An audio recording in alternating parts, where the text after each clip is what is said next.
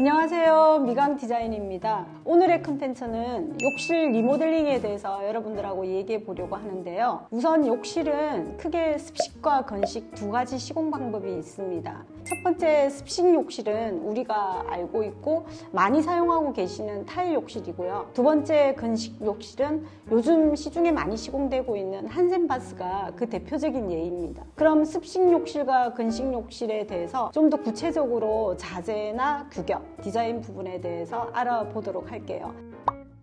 먼저 습식 욕실부터 알아보도록 할 건데요. 첫 번째 습식 욕실의 자재는 타일입니다. 타일의 소재는 굉장히 많고 규격이나 디자인, 가격은 너무나도 다양하게 있어요. 예전에는 타일의 크기가 작은 것을 많이 선호하고 가격도 비쌌는데 요즘은 대형 타일의 선호도가 높고 가격대도 굉장히 다양하거든요. 바닥 같은 경우에는 물 구배를 잡기 위해서 300각 미만으로 시공을 많이 했었어요. 근데 요즘에는 600각 정도의 크기로 바닥 시공도 하고 있어서 시공 시간에 비례해서 타일의 인건비가 꽤나 높은 것으로 알고 있습니다. 이렇듯 습식 욕실의 자재인 타일의 규격과 디자인이 너무도 다양한 탓에 가격대가 저가 고가의 차이가 큰 것으로 알고 있거든요. 여러분들이 가장 궁금해 하실 부분인 가격대별 정리를 조금 해드리면 30평대 거실 욕실의 기준이 벽 300에 600각, 바닥은 300에 300각으로 시공했을 경우에 한 400만 원 정도이고요. 600에 600각으로 벽 바닥을 다 했을 경우에는 한 500만 원 정도예요. 두 번째로는 습식 욕실의 장점과 단점을 알아보면요. 우선 장점으로는 여러분들이 또 잘 알고 계시는 내수성이 굉장히 강하기 때문에 예전부터 사용해오던 욕실 타입이고, 반면 단점으로는 꼽을 수 있는 것은 습식으로 인해 건조가 더디다 보니 그로 인해서 곰팡이 같은 것들을 피할 수가 없어서 시각적으로도 시간이 경과하면 좋지 않거든요. 그럼에도 불구하고 습식 욕실을 많이 찾는 이유는 한국 정서상 타일이 기본으로 사용되고 있기 때문에 계속해서 많은 분들이 찾으시는 것으로 알고 있어요. 그러면 다음으로 건식 욕실에 대해서 설명해 드릴게요. 건식 욕실의 대표적으로는 한샘에서 나오는 한샘바스가 있습니다. 한샘바스의 자재로는 벽 판넬과 바닥재가 있습니다. 우선 벽 판넬의 종류는 CC보드와 SPC보드가 두 가지가 있는데요. CC보드가 이연매가 있고 SPC보드는 이연매가 없는 제품입니다. 그 다음에는 바닥재는 휴플로우라는 PVC 특수 코팅 제품입니다. 이연매 없이 한 장으로 통으로 이루어져 있기 때문에 이것 또한 장점이라고 할 수 있거든요. 일반 타일의 경우 같은 경우에는 타일 사이 이염새들을 매지로 채우게 돼 있는데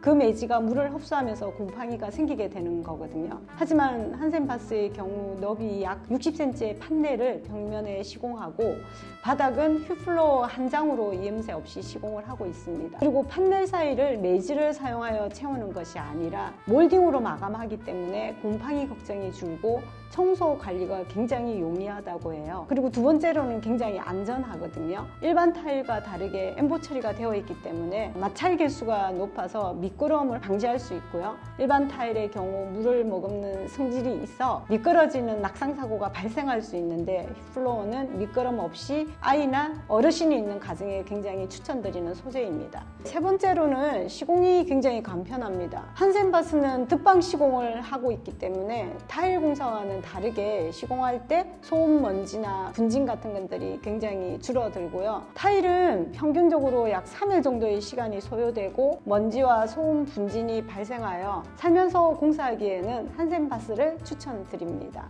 반면에 한센바스의 경우 타일보다는 선택의 폭이 좁다는 점이 단점이고요. 두 번째로는 락스 사용을 지향합니다. 휴플로어 소재가 장판과 같은 소재이기 때문에 강한 락스를 뿌린 후 몇 분 정도 방치한 뒤에 청소를 하게 되면 색의 이염이 생길 수 있고 오염이 될 수가 있습니다. 세 번째로는 덧방 시공이기 때문에 기존 욕실 물 구배를 신경을 써야 하는데요. 한센바스는 덧방 시공을 하고 있으며 바닥에 크게 한 판으로 시공이 되기 때문에 기존 욕실의 물구배가 좋지 않을 경우 현장은 물고임이 있을 수가 있습니다. 지금까지 습식 욕실과 건식 욕실의 특장점에 대해서 설명을 드렸고요. 욕실 리모델링을 원하실 때 도움이 많이 되셨으면 좋겠습니다. 더 궁금하신 점이나 상담을 원하시면 미강 디자인 네이버 폼이나 유튜브 댓글에 남겨주시면 빠른 연락 드리도록 하겠습니다. 그 다음은 주방 부분의 설명을 이어가도록 하겠습니다. 안녕하세요. 미강대리점 임선빈 디자이너입니다. 오늘은 한샘 주방 리모델링에 대해 알아보겠습니다. 요즘 주방은 단순히 음식을 만드는 공간을 넘어서 가족과 함께 소통하는 중요한 장소로 변화하고 있습니다. 그래서 오늘은 주방 리모델링에 대해 알아두셔야 할 필수 요소와 함께 왜 칸스톤을 선택해야 하는지 설명드리겠습니다. 첫 번째로 주방의 도어에 대해 말씀드리겠습니다. 도어는 주방의 첫인상을 좌우하는 만큼 중요한 부분입니다. 주방 도어의 마감재는 크게 필름, 도장, 그리고 유리로 나눠지는데요. 필름 도어는 저렴한 가격으로 다양한 컬러와 패턴을 선택할 수 있는 장점이 있어 인기가 많습니다. 특히 예산을 고려하시는 분들에게 좋은 선택이 됩니다. 도장 도어는 고급스러운 질감과 디자인을 자랑합니다. 내구성이 뛰어나지만 가격이 다소 높을 수 있습니다. 유리 도어는 최근 가장 인기 있는 선택지 중에 하나인데요. 주방을 세련되게 보이게 하면서도 깔끔하고 모던한 느낌을 줍니다. 비스포크 도어와 일체감 있는 스타일을 연출할 수 있어 주방을 하나의 오브제처럼 보이게 합니다. 두 번째는 주방의 몸통입니다. 주방 가구의 내구성은 몸통의 품질에 따라 크게 달라지는데요. 내부에 카케이스와 하드웨어가 포함된 부분은 한샘에서 크게 밀란, 유로, 키친바흐 세 가지 그레이드로 나눠지고 각 그레이드에 따라 기능과 품질, 가격이 다르니 주방을 얼마나 사용하는지에 따라 예산에 따라 고객님들께서 선택하시면 됩니다. 세 번째는 주방 리모델링에서 가장 눈에 띄는 요소인 상판입니다.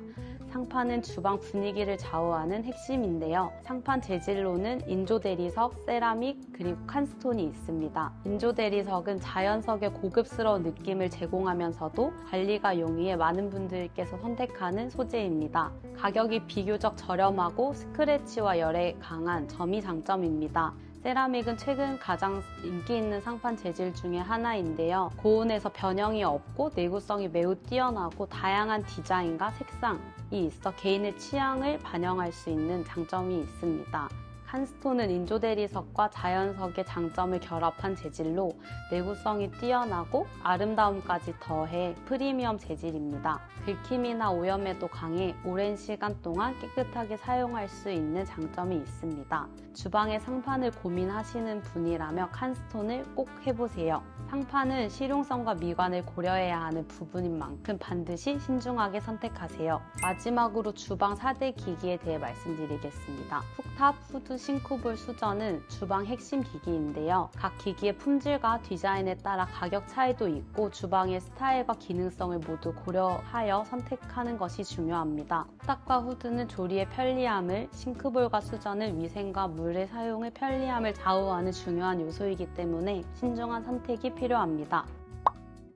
주방 리모델링은 단순히 외관을 바꾸는 것을 넘어 가족과 소통하고 음식을 준비하는 생활 공간을 더욱 실용적이고 아름답게 만들어주는 과정입니다. 앞서 말씀드린 도어 몸통, 상판 그리고 4대 기기의 우선순위를 정해 견적을 받으시고 주방 리모델링을 통해 여러분의 니즈에 맞는 완벽한 주방을 만들어 보시길 바랍니다. 오늘 설명드린 내용이 도움이 되셨다면 좋아요와 구독 버튼 부탁드리고 추가로 궁금한 점이 있으면 댓글로 남겨주세요. 다음 영상에서 뵙겠습니다. 감사합니다.